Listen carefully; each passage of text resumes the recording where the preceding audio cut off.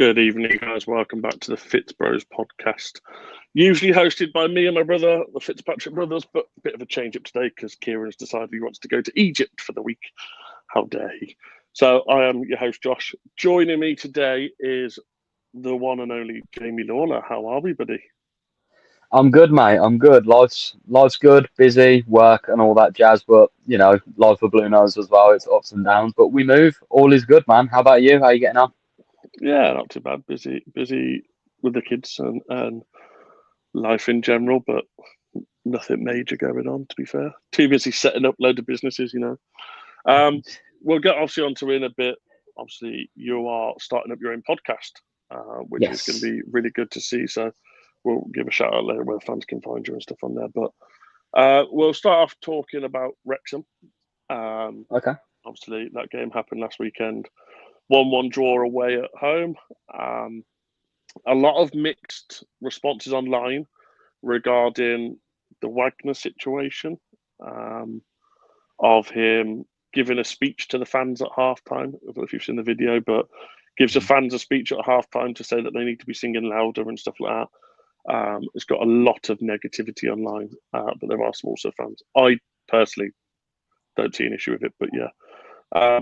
But we'll go straight in on what was your overall thoughts of the game in general? Okay. Do you want me to go with the Wagner stuff first on my opinion on it? No, we'll start with the game. We can Okay. Cool. Cool. focus Cool. on what actually happened in the game. Obviously, Um. we had a very tough first half, but better second half. So So yeah, I was going to say first half it was backs against the walls a lot of the time. I'm going to give a shout out to Beadle. I know a lot of people have been criticising his handling, but you know what? That save when that bad pass from Mark Leonard, that was a great save. He yeah, kept us in that game, and they say goalkeepers can get you up to 15 points a season. He definitely was part of the reason we gained a point away at Wrexham because I thought he was great. I was very dubious, as I can imagine a lot of Blues fans were, seeing that 11 and going, what does Stansted or Newman have to do to deserve a game at right back? I got shut up after the second half because I thought Owata was phenomenal. I thought Owata played that role very, very well against a good left wing back. yeah, Um, Jack Robinson was solid. I think everyone played well. Cochrane slowly seems to be adjusting to the Championship. He had a much better game.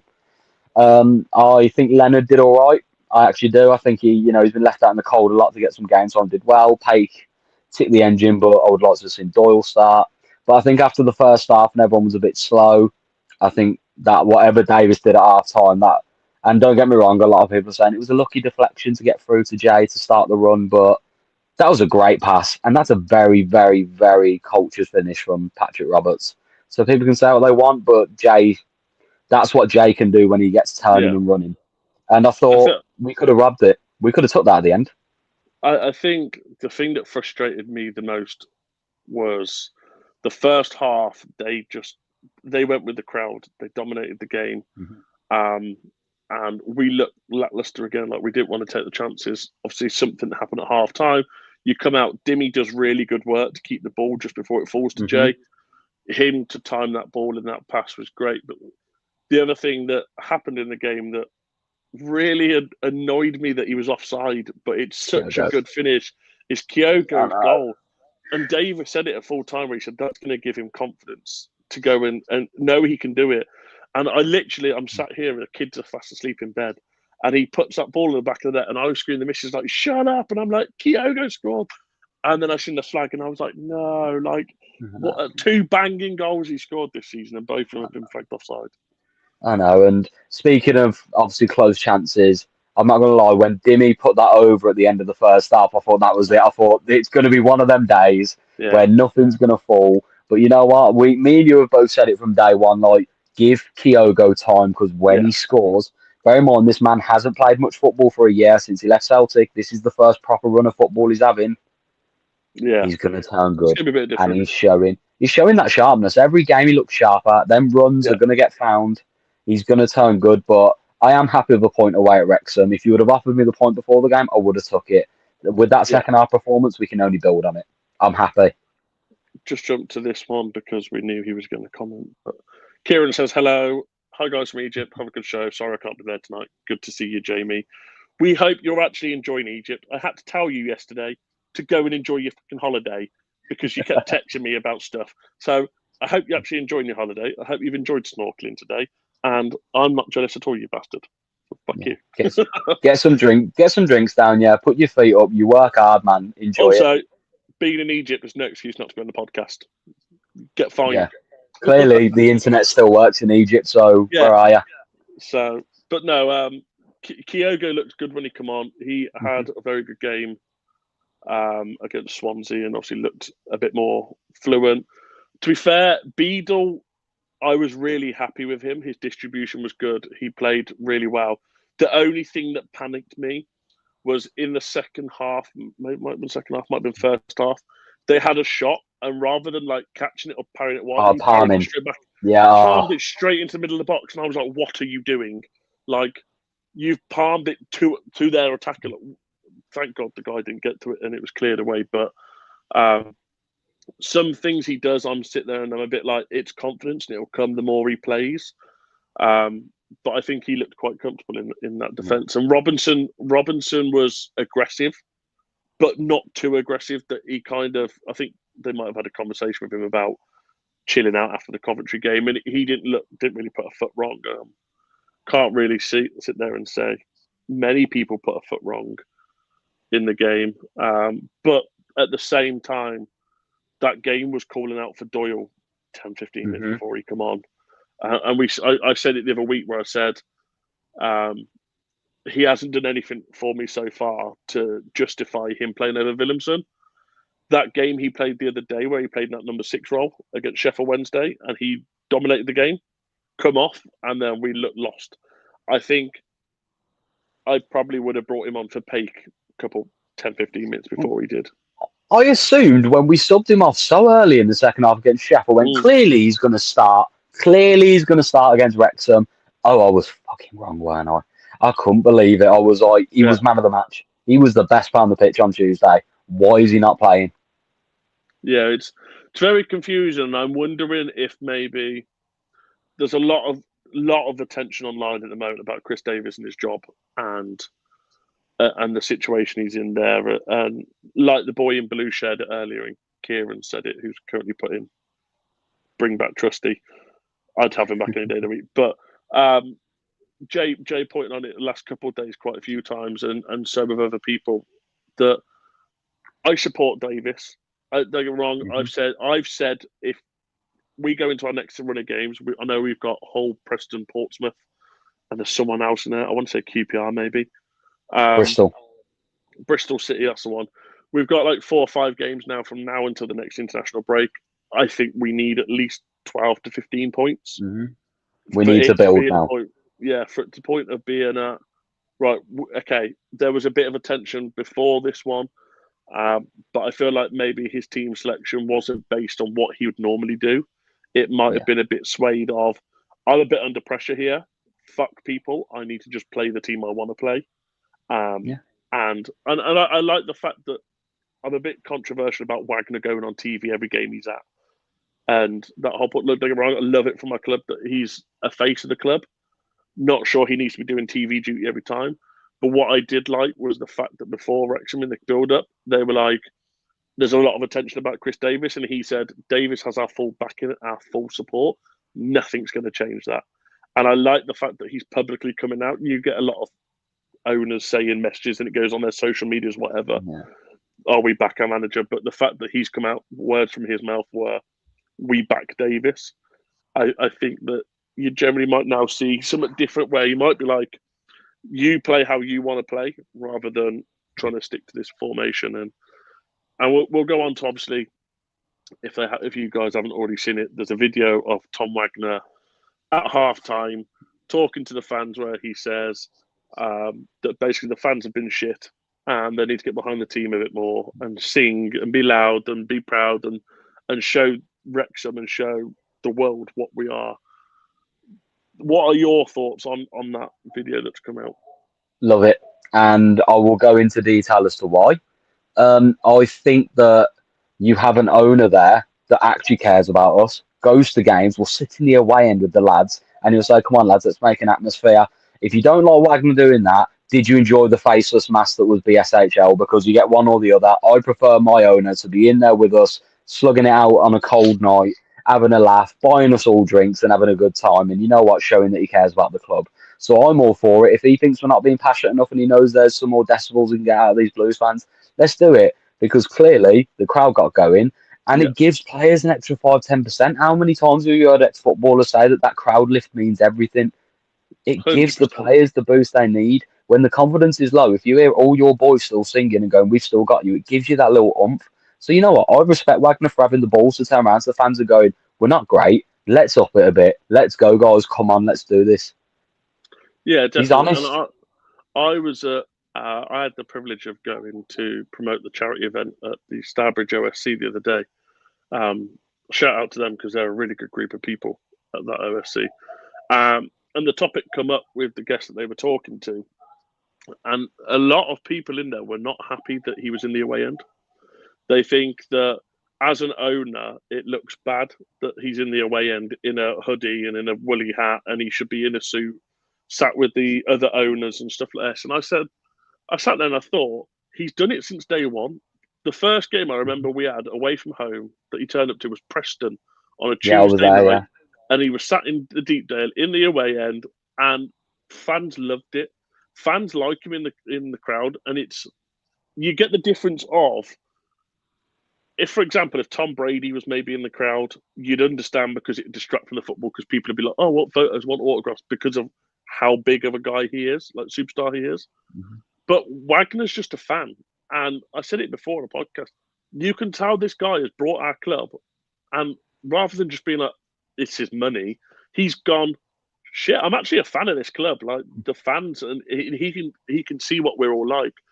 And I think him being in there just shows him as a fan.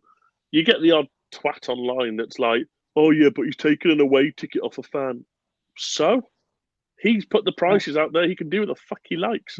He's He's brought our taken an club up. away ticket off a fan. That's fine. He's also invested a shit ton of money. I ask Yeah, anyone who hasn't watched the Blues documentary to go and watch it because episode one, fine. He's a guy who's just taken over the club and he's learning. By episode two, he's already got the love for Birmingham City. The fact that that man looks at them in the eyes and goes, I don't care what they want. Get me a Jay Stansfield now shows that he yeah, gives a shit and he knows what we want as fans and he knows how to win us over. And if he wants to take a ticket off someone and go in the away end and have a laugh and you know what, enjoy and feel the culture that is Birmingham City because it's something that he's putting a lot of money into and a lot of care yeah, for. Do you, man? Because I'm all for it. I'll support it. He's a yeah. kind, nice man who will never shrug his nose at any. I've seen so many blue noses when he's been to the Roofs and stuff and done an appearance, and he will talk to every single one of them and shake their hand and have pictures. You know what? He's a good bloke and he cares and he's learning. He's an 100%. American guy who's learning us. All for it. I remember going to my bit of claim to fame. I went to the last game of the season for the women's last year, just before we went to the awards night. Yeah. And I was there with my two children, or two of my kids, and they were having a photo, whatever, an absolute loving life. And he called him over. He's like, "Come and have a photo." And that photo is actually on the Blues Women's website, Instagram page, and it's a photo of him stood with my two kids. And I'm like, what other person do you know at the ages of like 4 and 6, 7 have a photo with a billionaire? And my claim to fame, but he generally has got time for everyone. And I remember I spoke to him at that game, and I was like, look, the typical thing of like, oh, we appreciate everything you've done, like we're all like really happy that you've come in, etc., and having a general chat with him about life and stuff. And then I seen him at the awards later on the night, and I went up to get the shirt signed that we raffled off of Blues Focus, and I went up and had a conversation with him, and he was like, "Oh my god, you were at the game earlier," and he recognised me from That's being at the mental, game. isn't it? And I was like, the amount of people you've seen today, the amount of shit going on in your head, the amount of business you're constantly doing the whole day, and I've walked up to you and you've gone, "Oh my god, you were at the game earlier. Like, how did you find it? How was it?" And he cared about how the Mm-hmm. experience was, and I think that's where he's good. But you also look at the point of Jeremy Dale's with him. Now, Jeremy Dale is not shy of announcing that he's a lifelong Birmingham City fan. Yeah. So whether he's part of the board or he's there as a fan, he was going to be at the game anyway. Let's be honest, he's going to be there. But a lot of people not liking the fact that that happens. And I sat there and I said, I think I might have said it to you the other day on the phone. I said I thought it was bad that Rob McElhenney last year, when they come to Blues, was sat in the director's box at Blues and not sat in with their fans. If you're going to go to a game, I feel like you get in with the fans, you interact, you bother, and you show your fans that you are a fan of the club, even if you're not. You're just there for the money, whatever some of these own like Transsyria is. But imagine him getting in the crowd now at Sheffield Wednesday. Jesus Christ, he'd be hounded. But that's the point. I mean, is Wagner's not scared to go and put his face out there. Look, the whole situation with Rooney, he was straight up was like, "Yeah, we fucked up." Yeah, and I like that. You don't get owners that are really like that. Like he straight away, they're like, "Yeah, we fucked up. Here we go. His situation. Take the ownership of it." And I think they've learned from that. But there's obviously going to be goals that they've set Davies, and if he doesn't hit them, then that's where we're at. But 100%, I don't agree with people that are sitting there saying, "Oh, he's the owner. He should be sat in the director's box," because it's not the point. You want your owner around the club, and you want him being fan orientated. I think we were unlucky to walk away with a point. I think that second half we dominated, and we could have got a second. But it felt like we did. Go on, sorry. I also feel like we got a point there last year. We're still undefeated against Wrexham in the Hollywood derby. I think it's a good point to take. I feel like we did the Blues of last year a lot. You know, where Davies used to talk about exhausting a team out and eventually you'll get the breakthrough and tire them out. Yeah. And it felt like that last 10, 15 minutes, they were out on their feet. And I was like, hang on, these are...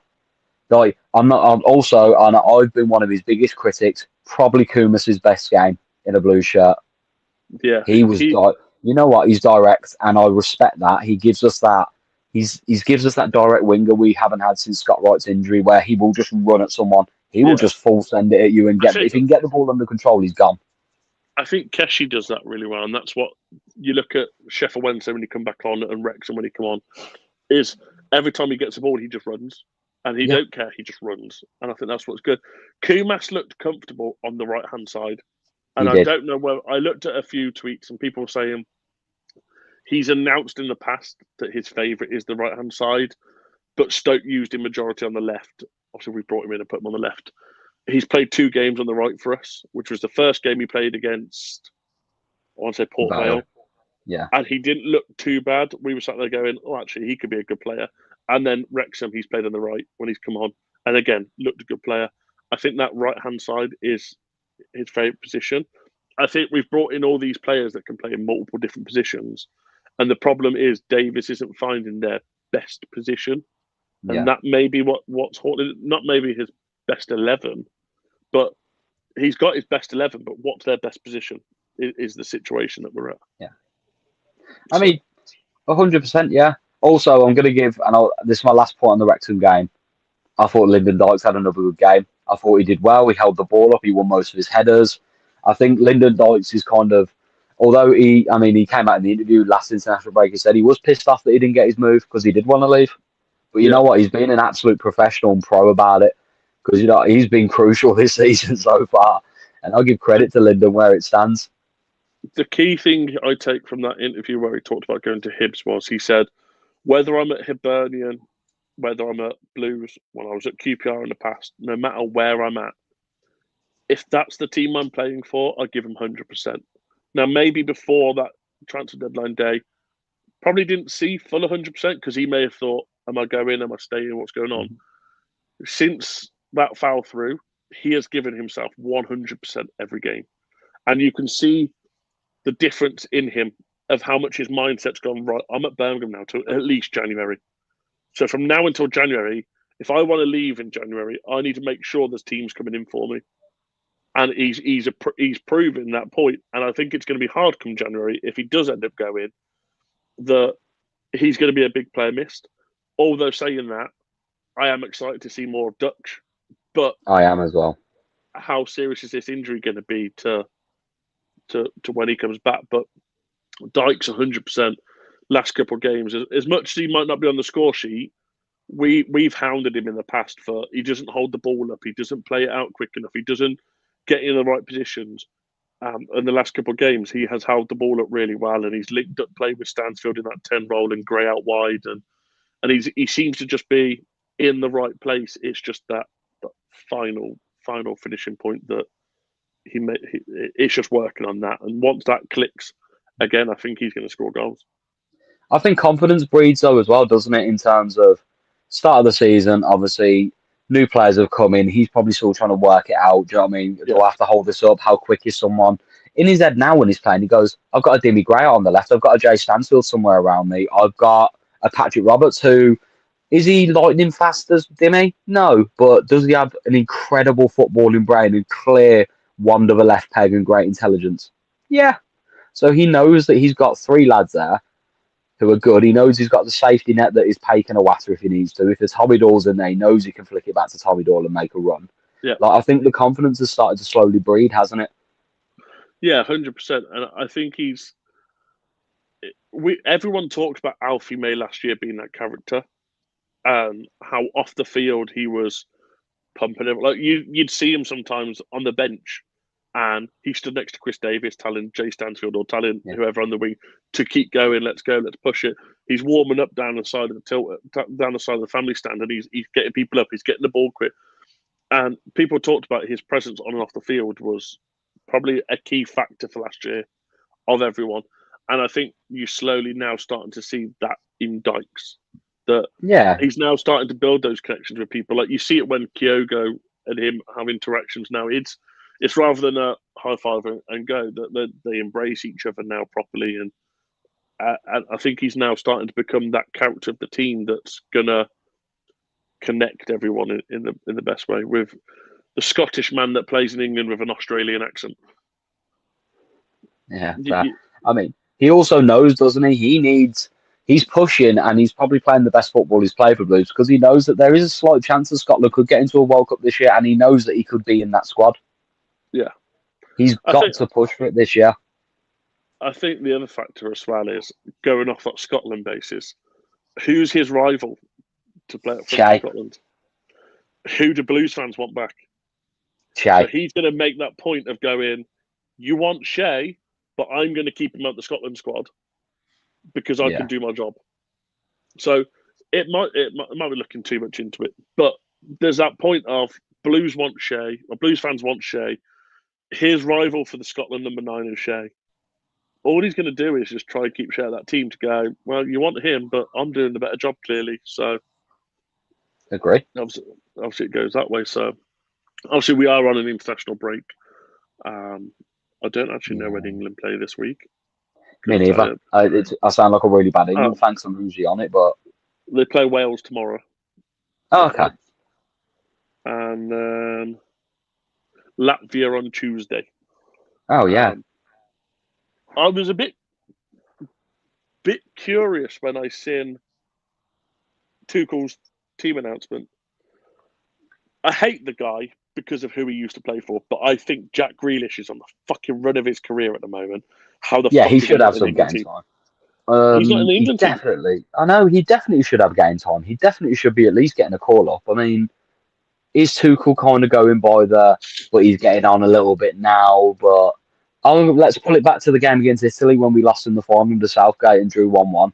At 1-0 up, we were all screaming for a Jack Grealish to get off that bench and get on the pitch because you want to push back up the pitch. If you want someone to annoy players, get on the ball, push you up the pitch 10, 15 yards, most foul player in the Premier League for a couple of years, weren't he? Like, still is, I think. That is his job. Yeah, that is his job. That is what he does. As much as, yes, he did play for them, and I know that, but you also can't deny and put your nose up the fact that he is a very, very, very good footballer. I'm not going to lie, though.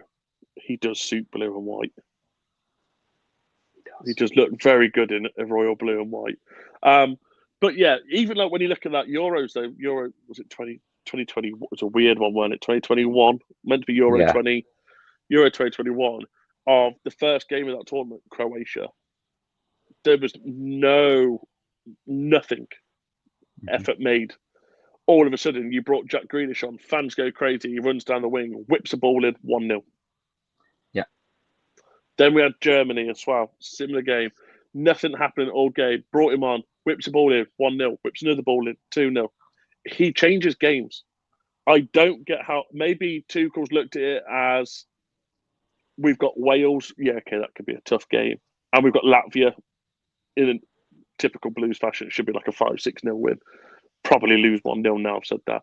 Maybe he's looking at them as 2 weaker games, so let's just let him focus on Everton for now.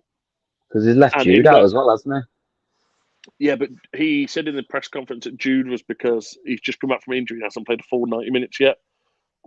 So I totally agree with the Jude situation. Obviously, he's just come back from surgery and shoulder operation and only just getting back to playing for Real Madrid. I'd be pissed if I was a Real Madrid manager and I was like, oh, this player's been back for 2 games. Oh, okay, England want him now to go and play.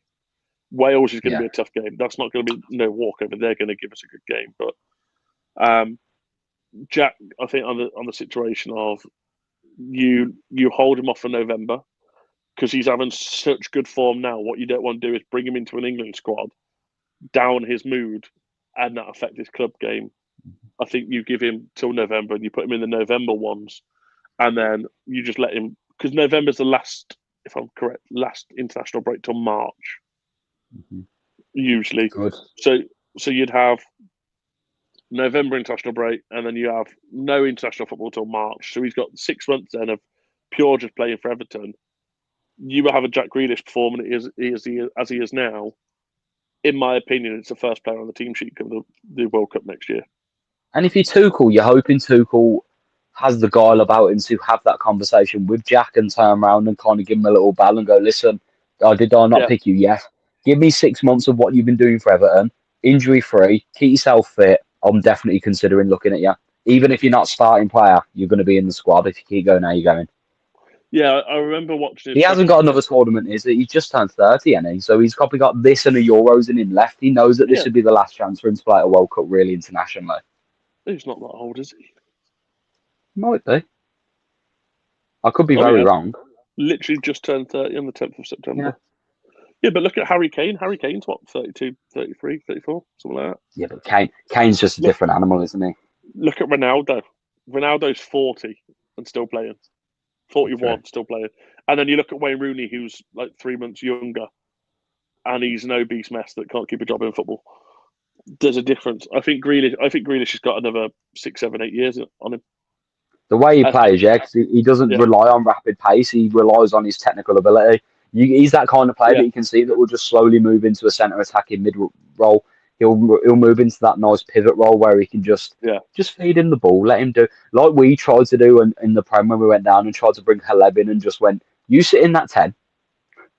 Yeah, you sit there, do nothing. We'll just give you the ball and you feed it. But no, Tuchel did his press conference when he announced his squad, and he said that he'd been in contact with Jack Grealish, Jude Bellingham. I want to say there's another person, maybe Marcus Rashford. It might have been. That he'd left, or Phil Foden. No, I think he's picked Phil. Someone else that he had a conversation about, and he said, I contacted them all personally, explained the reasons as to why I was leaving them out, the reasons why, what I wanted them to do, etc. And they were all really happy with it. There's no issues with it. So I think compared to Southgate, where it's a bit of like, there was no backbone in it, I think Tuchel very much will just be honest with players and be like, I need this from you, I need to see this, or I need to see that, or you're just not good enough. Going to be an interesting game tomorrow against Wales, though. That'll be a fun game because Jordan James is on a good run at the moment. Scored 2 in his last 2. I got a Leicester fan, mate. My best friend's a Leicester fan, and I said to him, Jordan James has changed your team since he come in, hasn't he? You went, no, not really. Like he hasn't really done much. And I was like, he scored in the last 2 games, and I'm pretty sure he's got like something like 3 or 4 assists. And he was like, well, yeah, but he's a good player, isn't he? And I was like, well, yeah, that's what I'm saying. He's changed his team. Like, yeah. I was like, we sold him for 5 million, which I thought was a ridiculous amount to get for him. We sold it for 5 million 2 years ago. You guys have brought him in on loan, and your fans are going, oh, I paid 10, 15 million pounds for him because he's great. And I'm sort of going, we got a good deal when we sold him because he's also got that extra experience. That might have been the only good thing Wayne Rooney actually did in his Birmingham City career, which was kind of, he said, didn't he, that he's tried to give Jordan James that Frank Lampard role where he can run in a bit later and get on the end of stuff. And to be fair, if there's one good thing Wayne did, which was he showed everyone that Jordan James can be a good goal scorer in the Championship as a midfielder, and he can do them late runs, and he's a very intelligent footballer. His goal the other I've day. known he's a shit manager. Jordan James's goal against Swansea the other day. What a finish that is, by the way. Oh yeah, he's class. Cuts in on the right and he just bends it. I loved his interview after. I don't know if you've seen it on the ITV highlights. And he said, they asked him about it and he was like, oh yeah, I knew the second it left my foot, it was going top corner. I was like, the confidence on that. And then it showed you the replay. Literally, he hits it before it's even in the back of the net. He's celebrating. He's off celebrating. And I was like, imagine that moment of that cockiness. If that keeper had just pulled that out top corner, you'd have been fuming. Or you just hear the post chink, just like a dink. Yeah. But I was like, you look a right idiot. But he pinpoint the finish, and it was a great goal to watch. And there has been some good goals this season. We had obviously conversations in previous chats about where teams were going to end up in the season, and I think the shocking thing at the moment to see was how, now that they're kicking in, obviously we had a draw against the first game of the season, but Ipswich, how they demolished Norwich the other day. They made Norwich look awful. The thing is, they did. However, and I'm going to point this out, they still look loose at the back. If you have, you know how we, like, I was watching the game, obviously, of Wrexham on Sky a little bit because I was at work. And they even turned around at points and said, like, we are the most high-pressing team in the league. We do the most presses in the final third and stuff. If they tried that bollocks with us, I think we would have scored 2 or 3 past them that day because they were giving the ball away and being very sloppy at the back with the ball. They are an incredibly good team, and do not get me wrong at that. Philogene is terrifying to watch. Yeah, I'm quite glad that he weren't in the team we played them and they just signed him. But yeah, obviously he scored, what was it, a hat-trick the other game, and he scored again the other day.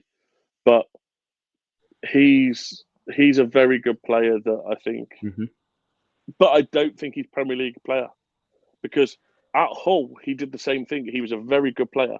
He went to Villa and did fuck all at Villa, and then has come back to Ipswich and in 3 games scored 5 goals. He might have what they call Dwight Gale-itis, which is you are too good for the Championship, but just not good enough for that Premier League. I remember, and I used to get hounded for it with my friends and stuff, that I used to think Mitrovic was that player. And then Fulham went up that one year and he went and scored like 18 goals. And I was like, okay, he proved me wrong completely. Never mind. So Philogene might just be that he needs an actual proper team, not the shit from over the road. But, you know. He seems like the kind of player that also needs an arm around him. I know that obviously Villa fans gave him a little bit of a chance, but they also, within 4 or 5 games of him, just started slating him down the park. He seems like that kind of player that if the fans love you, if the manager's got the arm around you, and he feels genuinely like he's cared about, he will turn up and he will do. He's given the freedom. In the Premier League, you don't get that freedom in the Championship. It's do a step over, see what happens. The other person, also we just spoke about, Jack Grealish is the exact same. Pep Guardiola gave up on him. Man City fans gave up on him. Man City players seemed to give up on him. Didn't care. He went to the Euros with England. Gareth Southgate put his arm around him. Kane put his arm around him. Sterling, Jude, Henderson. He was a great player. Went back to Man City, to people who didn't care. He's left Man City. He's gone to Everton, where David Moyes is blowing smoke up his arse. Every player interviews blowing smoke up his arse. The fans fucking love him. And he's playing the best football of his life. And I think you look at when he was at Villa, you got £100 million move or whatever it was, because the fans loved him, the manager loved him, the team around him loved him, and he was a great player. And I think Man City is very much, if I was a professional player and I got my agent ring me go, Man City are on the phone. No, because they are killing people's careers. If you're not Haaland that's going to bag 40, 50 goals in your first season, or an Ederson that's going to keep 28 out of 36 clean sheets, I don't think you're ever going to make it at Man City. Look at Jeremy Doku. Came in, he's better than Grealish. He's the best player we've ever got. Grealish, you piss all over him. And now he can barely get in the team because they brought in Savinho, they brought in other players. Phil Foden was the exact same. Brought in, he's a great youngster. He can play anywhere. He's really good at this, and blah, blah. And now he's barely getting game time. Don't get me wrong, he's playing better this season, but last year he looked lost. Yeah. I don't rate Guardiola, to be fair, from some of his things I've heard. But I think that's the problem when you get to the high leagues. and not the top teams. But like Wagner says, you need them there to let us have youth players and stuff like that. But I think there's a lot of things you could look forward to as an England fan. I miss John Stones. I rated him. I love John Stones. He's such a classy footballer. So many people hate on him, and I think it's because of that Man City bit of you went from Everton to Man City and you went for the money, etc. Don't get me wrong, I just said I wouldn't, but the money was right. You're going to go, ain't you?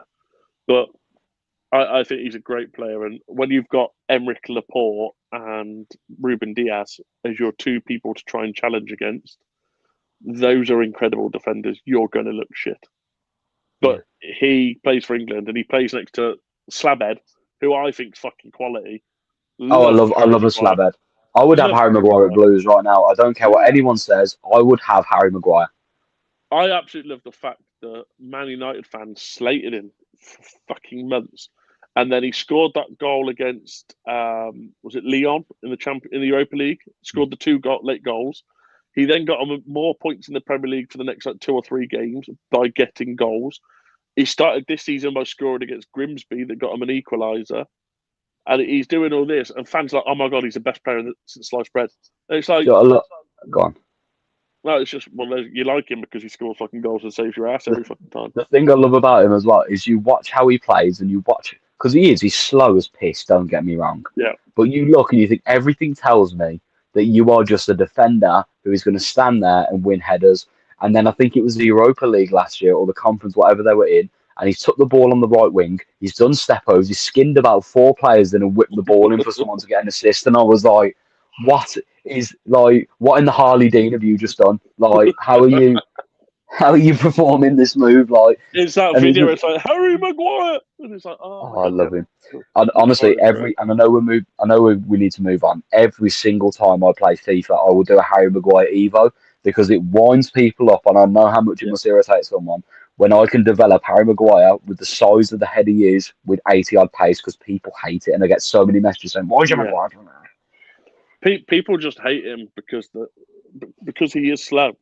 But look what he does for England. That penalty, by the way, for England, he scored. Oh my God. The guy's a genius. Like, he looks so shit, but then, like you said, pulls out step-overs and pulls out fucking headers and pulls out penalties top corner. I said to one of my pals the other week, I was like, watch him start scoring free kicks like Alex used to for Chelsea. Like, just smashing it from the halfway line and flying top corner. Inside the boot, absolute whippage. Yeah, mate, what a player he was as well. Oh, he was an absolute baller. We'll get back onto Blues at some point, but we're just all having reminiscence sessions here. It's international break, mate. We don't just. This is how it works. Are any of our boys away on Into break? Do we know of? So Blues put a post up the other day. They put a post up earlier as well about Dimmy Gray. Yeah, I know Dimmy's playing for Jamaica. Let me have a look. They put a post up the other day that said Damari Grace with Jamaica, Lewis Kumas with Wales, Paik Sung Ho with South Korea, Lyndon Dykes with Scotland, and James Beadles with England under 21s. I don't understand what. I thought Owata would be good enough to get into the Japanese squad. I thought. Stansted not getting called up's going to piss him right off, by the way. Stansted? Yeah, I feel bad for him because there is a good right back in there, and I don't understand, like, the poor guy.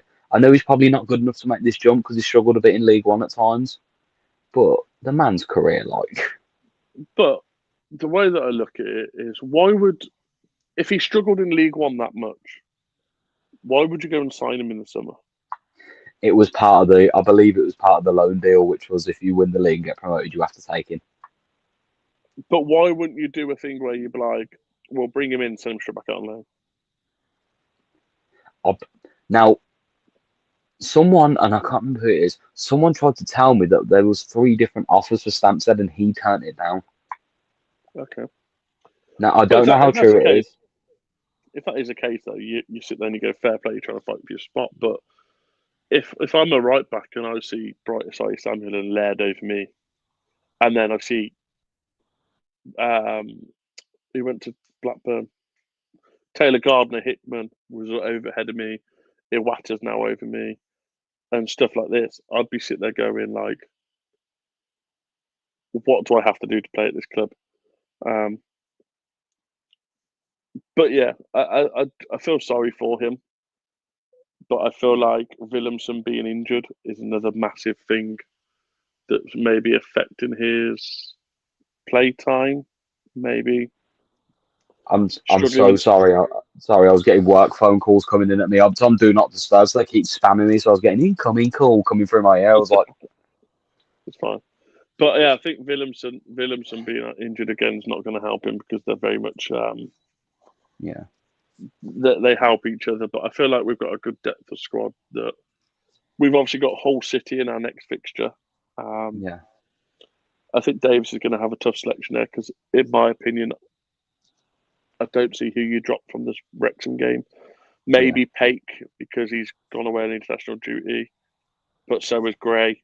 So do we maybe bring in Gray on the bench? You put Anderson on the left, Roberts on the right, or Anderson on the right. You can play either, Carney. Doyle in that number 6 role. And I was going to say, if Pake has been away on international duty and he somehow, and I like Mark Leonard, but if he plays Mark Leonard over Tommy Doyle again, I think at Hull at home, I think the stadium might actually just start going mad at that point.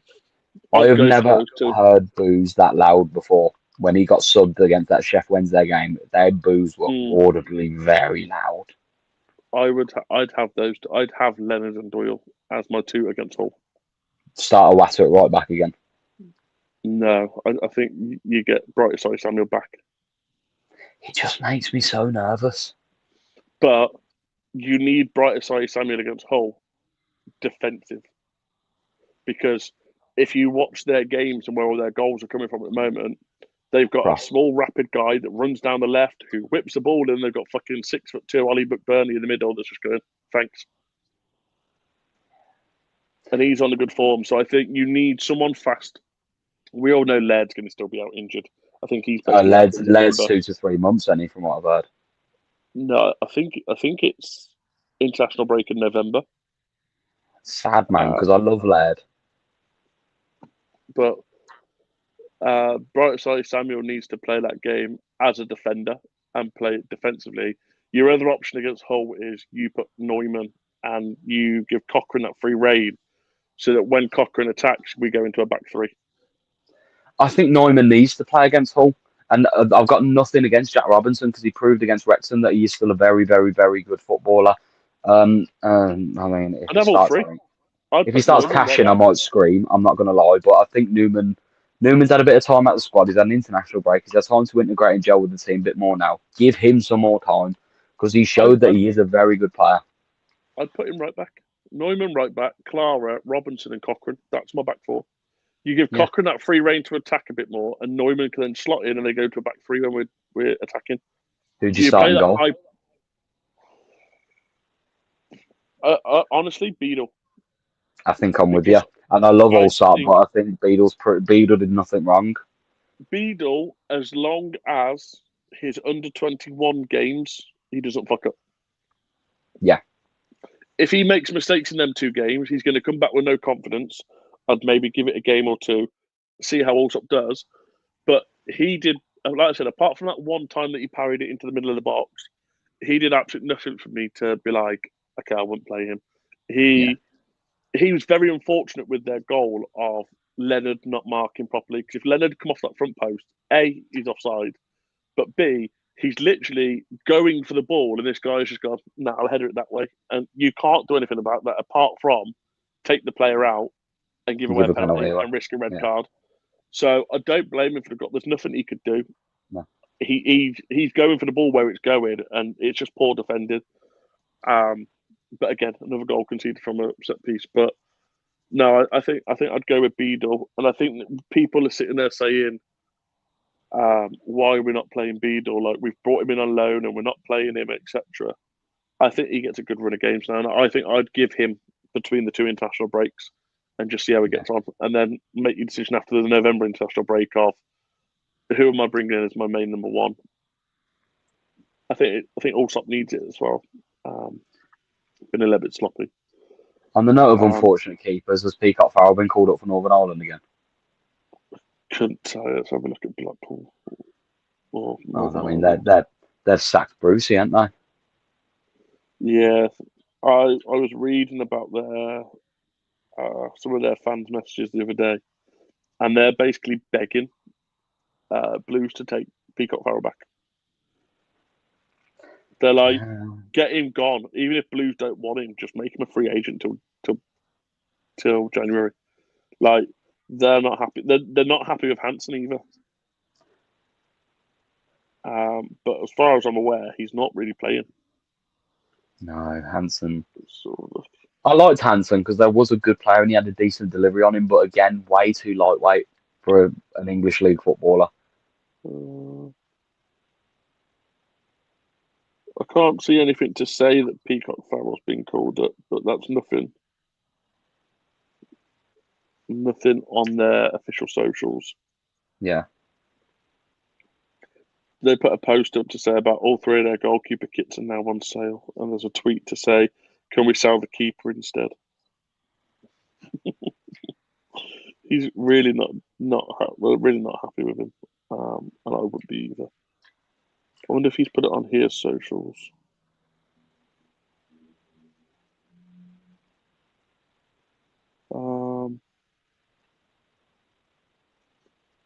Then we put a post up the 8th of September for half a century. But no, I couldn't tell you till tomorrow. They play tomorrow. Okay. Maybe then. If it says like Northern Ireland 0, Gibraltar 17, like you're gonna clearly see. Good evening, who's in Woody. goal. How are we? How are we, mate? Let us know in the comments how you're doing. Thank you for watching along. We'll jump on to something new. Yeah. Something a little bit different. That brings me to Lawler's Law. Your amazing podcast that you're going to be bringing out. Do you want to tell us a little bit more about what you're going to be doing on it and what it is and stuff? Sure. So, for those who obviously are aware, I've left the previous channel I was on, and I brought one video out on there known as Lawler's Law. It's my own kind of creation with some help of some friends. It's long and short of it. It's me being unfiltered, being able to rant, being able to whinge and just complain about the things that everyone is clearly thinking, but no one ever wants to go out on a limb and say it. I don't care. I will die on my own hill. It's my favourite thing to do, and I will come out and consistently say it. We talk about good stuff as well, but it's an adult kind of version of a podcast where there will be swearing, there'll be irritation, and it's going to be fun. It's going to be fiery. There's going to be a lot of laughs, and it's just a very off-cuff kind of say how you're feeling. Four lads in a pub having a drink kind of vibe, like just having to talk about the day, what was good, what was bad about the football, what's going on. Who's pissed you off today? We are bringing in a section which we brought in last time, and it's called, I think we're going to call it Knobhead of the Week or something, where we talk about who's pissed us off the most in football. Nathan Jones won it in week 1, put it that way. And it was a very interesting talk. Yeah, definitely. Woody said he's just got in from work. Hope guys keep well. I'm very good, thank you, mate. Unlike my brother here every week doing podcasts, no days off. But yeah, Built very different. good, Woody. Appreciate you checking in and joining in. So conversations we've had about Lawler's Law. You're not just doing football, are you?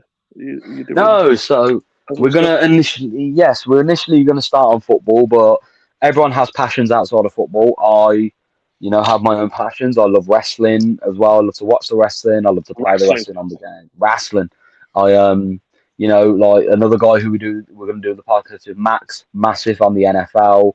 Jordan's giant on golf. We all have these different. Franklin, one of the other lads who will do it, big on boxing. We love wrestling. So there's going to be different kind of sections where we're going to talk about different things as well. Yeah. Obviously, Lawler's Law is primarily going to be a Birmingham City kind of thing, but we're going to avenue off it and create other avenues for stuff, watch-alongs maybe and stuff like that we're really going to get into. Me and my brother run a Reddit page about the wrestling game, and, we're just going to get people involved and stuff like that, and it's a great laugh, and we'll get into it. Definitely. Obviously, once you're up and running, we'll bring you back on and we'll get everyone to share it. So keep your eyes out for that, guys. Obviously, that'll be coming soon. So I'm gonna put it out there because nobody knows about it yet, but I think it's time we start letting people know. And I'm gonna speak to I'm on another podcast tomorrow. Share with you guys later. Hope you enjoy. But there's a group of us that have decided we want to make a new community fan page. If we'll go to the point. So, as you can see in, I don't know if it's this corner or this corner, there's a QR code that leads to our tickets for our charity match. So as you all know, the Born to be Blues charity match will be happening in May next year. So Born to be Blues is a group of content creators that have come together.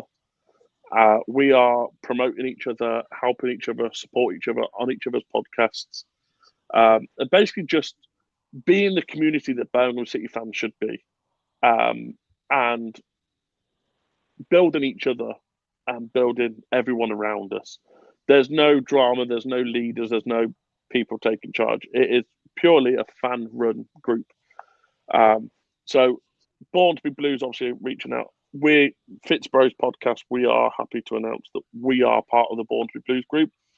I'm assuming Jamie's happy to announce that Lawler's Law is also happy to announce we are part of the Born to be Blues umbrella group of love. So there's a few other things going into place that hopefully be announced soon. But yeah, we wanted something that was a bit different to what we've got, where it's not just me and Kieran going out for Blues FitzBros podcast. We're not trying to get all the attention for us. We want to work with people like yourself, and I know there's other content creators like listeners like Brummy Joe. We want to, if you see this, mate, please come on the podcast. We'd really appreciate it. Another one, if you see it, Tommy, we'd really like to bring you on the podcast and talk with you. We've got Jay, the boy in blue. We had him on at Blues Focus. We'd like to bring him on and have a chat with him. Every time we bring him on, he likes to give his opinions, and he doesn't give a shit what people think, and that's what we like. We want to reach out to people like Punjabi Blues and the OSCs and bring in different mix of people in. Woody, if you want to come on, I know you've just started at your Glow Creations. Come on and talk to us about what that's about. It's not necessarily blues focused as well, like what I did there. It's not blues themed, should I say? We just want to work with people and help build people up, and I think that's the kind of community blues fans have of building each other. So I might get absolute bollocks now for mentioning all this, but yeah. So at the moment, Born to be Blues, there is FitzBros Pod, Lawler's Law. Obviously, if anybody else would like to be interested in joining on it, drop us an email or message on the socials. You can follow the socials, obviously FitzBros Podcast for everything, or there is the Born to be Blues social channel that is at as well. Now, for the charity match, I can't release too much. We do have the next player lined up. Now, I can't announce who it is because they haven't sent me the video they needed to send me. So hopefully, I'll give you a bit of a clue. Once he's back from New York, I'm hoping he can get our video made so we can get it posted and announce him as soon as possible, because I think it's gonna bring a lot of attention in. He's a very, very good guy, and the conversations I've had with him, he's a genuine guy as well. He's from Wolverhampton. The only unfortunate thing about him is he's a Wolves fan, but he's from Wolverhampton. But yeah, 100%. Once we can announce him, we can. Woody's just put, love to come on the podcast. Let's make it happen. 100%, mate. I will contact you after this, and we'll have a chat. Potentially bring you on at some point. But once we can announce this next player, we obviously will. I told you, Jamie, just before we've come live, who it was. Without giving too much away, what are your thoughts on this new player? He's a very good player, isn't he? That's very, very good player. Seems like a genuinely good person as well. So it's going to be a good name to have around for it. Yeah, definitely. And it's something a bit different to what we're looking at. We have got some other things in the pipeline. I've been in contact with some ex-players, potentially bringing out a new segment for FitzBros Pod. Obviously, as everyone knows, we go live every Wednesday at 7:30. That will never change. But there might be the possibility that we bring in another podcast that will come out maybe once a month, where we'll try and get a player or ex-player or someone, a community figure, content creator, someone big on the podcast that people would like to see. We've obviously been in contact with a lot of people in the last couple of months. So there's a lot of people we can get on the podcast, but it's something different we want to create. So there's a lot of work happening post Blues Focus.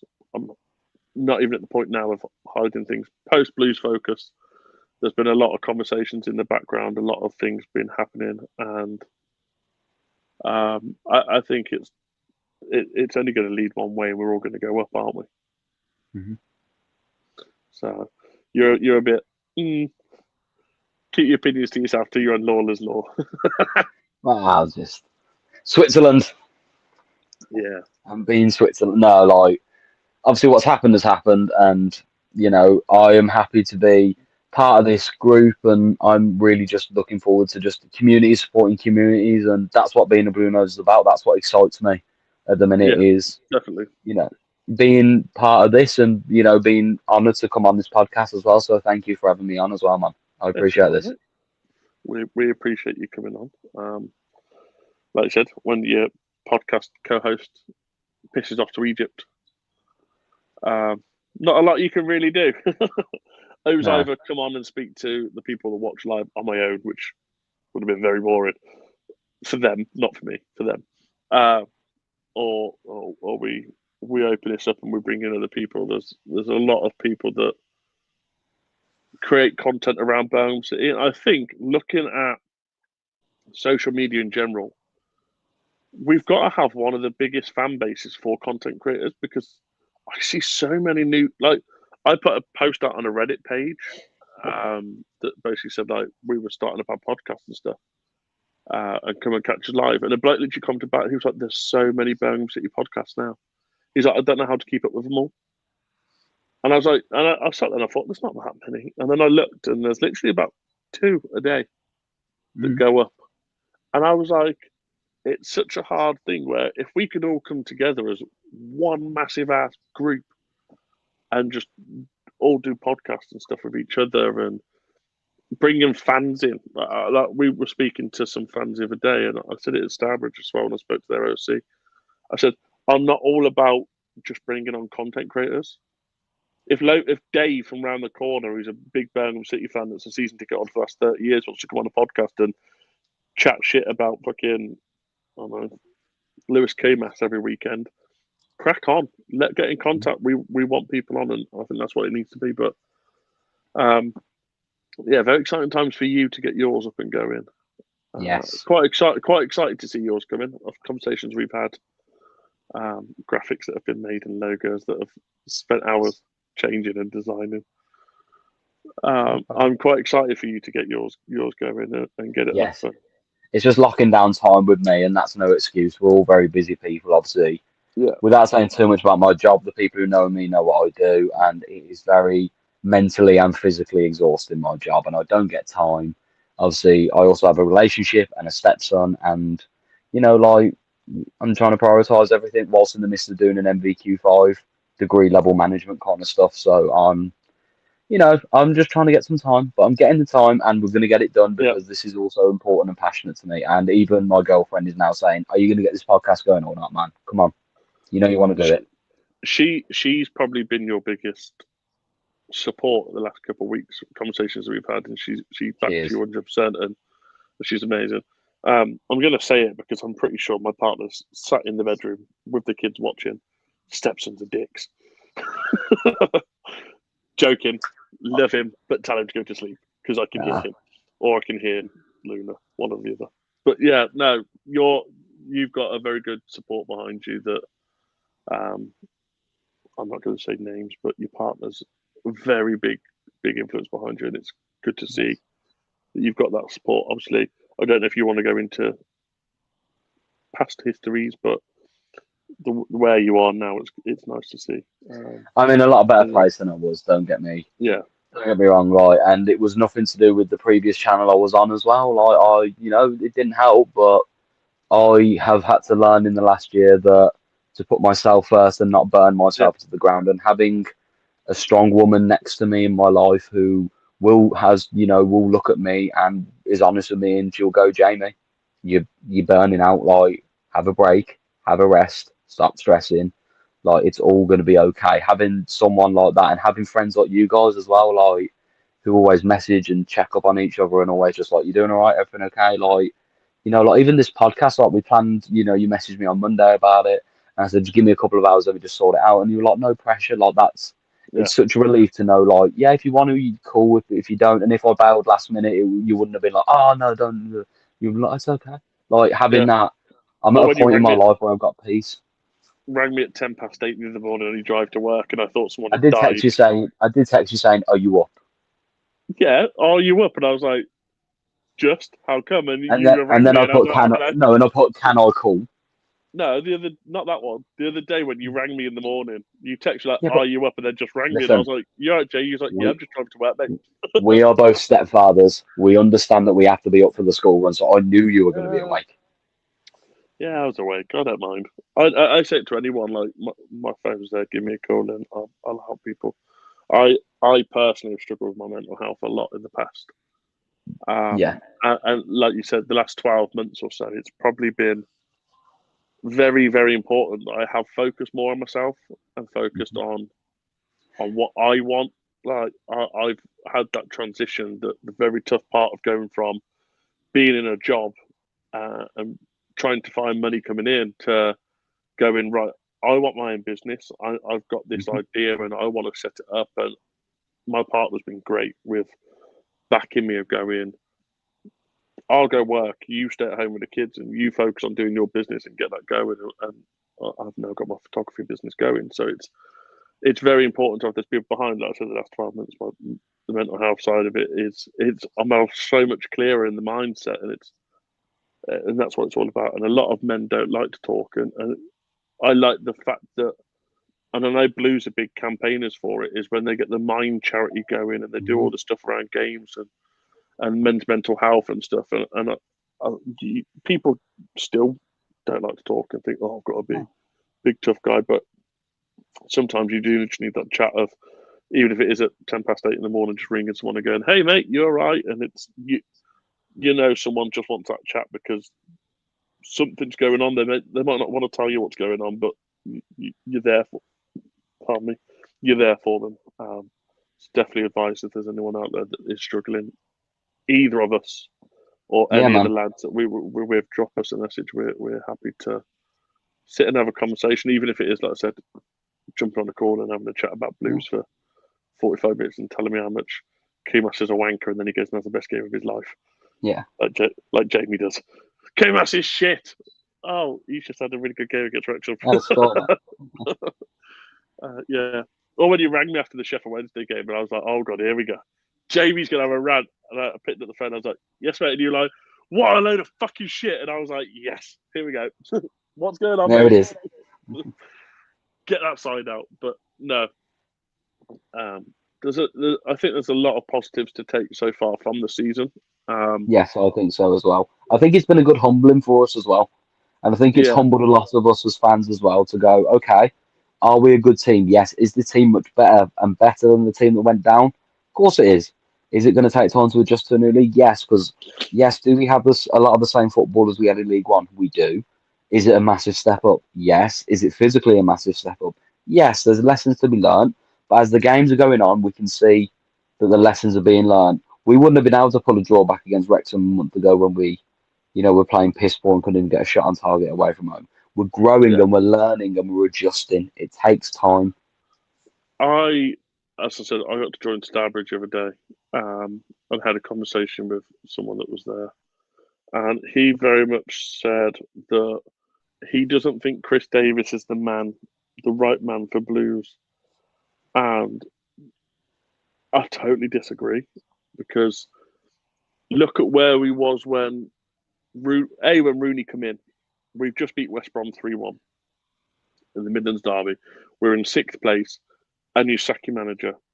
Automatically, you got fans going to turn on you. Then you bring in Wayne Rooney, and everyone's like, oh, okay, that's a big name, but he hasn't really done anything. But let's see what he can do with this. He's got X, Y, and Z.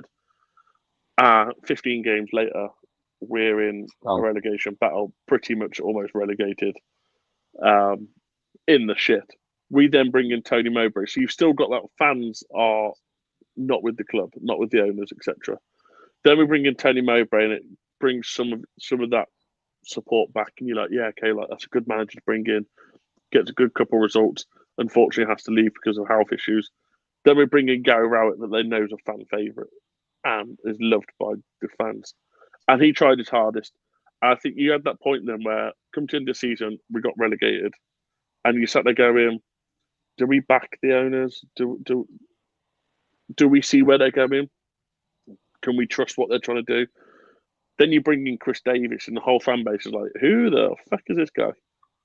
And then go and have the season that we had. It's very much, I think a lot of Blues fans got to the point where they were like, oh, we're the best team in the world and no one's going to stop us. And then you go and get thumped 3-0 by Coventry, who made you look like a League Two team. Mm-hmm. I definitely think it gives the players that knock of, okay, we're not the best thing since sliced bread, but we can play better than what we have played, and we don't put that performance out ever again. But I think the unnecessary pressure on Davis isn't needed. I think just let him do what he needs to do. If the board decide that they don't want him, the board decide they don't want him. That's at the point where, because you know what will happen. He'll get sacked, and everyone will be like, "Why have we done that for?" Yeah. Because a fan base, I've said it in the past. I'll say it again. Majority of not majority, but there's a section of our fan base that are fickle as anything, and they will sit there and they will scream, "Rooney out, Rooney out, Rooney out." Rooney gets sacked. Why have we done that for? Bring in Tony Mowbray. Why have we brought him in for? We went down, got Chris Davies. We got 111 points. Yeah, but we could have had 118. And you sit there like, some fans are just never happy. The same fans that will scream shoot at a Watter from 40 yards out, and then when he shoots and it goes horribly wide, they go, "What a dickhead! What did he shoot for?" Oh, I do that all the time. He gets the ball. He gets the ball like halfway line, and I'm screaming at my TV like, "Shoot!" And then one day he's going to hit it. Everyone's going to go, "Shoot!" And he's going to do the same against Newcastle, and everyone's going to go, "Fuck." Oh, it went in. Yeah. Oh shit! He's not Fabrice Mwamba it and put it in Rose Dead. I remember we sat in the Gilmerick Upper for the game that Eduardo broke his leg. Mm-hmm. And we had said for ages, because Mwamba, every time he had a shot, he put it in Rose Ed. Now, being the young kid that I was at the time, you always want to get a match ball, don't you? Your aim is, I'll take a home match ball with me.